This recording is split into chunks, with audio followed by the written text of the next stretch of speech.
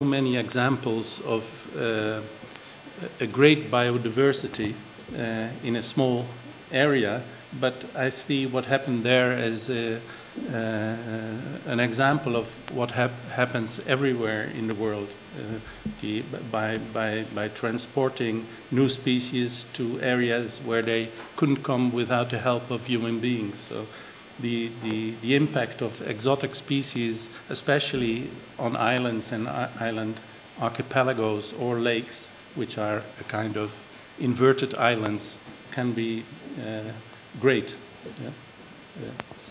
Yeah.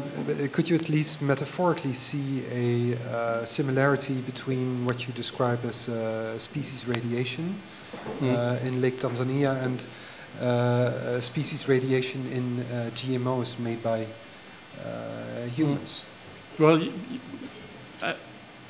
I have to think about that, but my first response would be that you could see the laboratories as a kind of islands in which new variants of a certain species are created, and they have been genetically or are being genetically modified there, and you could call that the start of a new species or a new form or whatever. So there is a certain parallel, and these labs are in constant contact with each other maybe, but some might be more or less isolated from others, and then the parallel goes even further. And in the most isolated labs, I would expect that the new forms arise most easily. That could be a parallel. Yeah, but isn't it, and maybe it's interesting to inform our audience about that. Isn't it also that a lot of the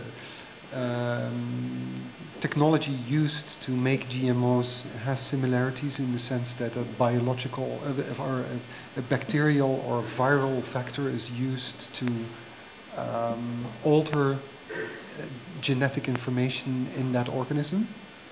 Yeah, many of the tools of genetic engineering are ones that we've just borrowed from nature. So a virus that already infects an organism, like a retrovirus that kind of infects and adds its DNA to the DNA of that organism, becomes a kind of a tool, a kind of a screwdriver or guided missile, or there's all sorts of metaphors that people use to describe this stuff. But we don't invent it out of whole cloth. We hijack something that's already in play and then just kind of modify it and change the package. But yeah, that's kind of one of the reasons that there is this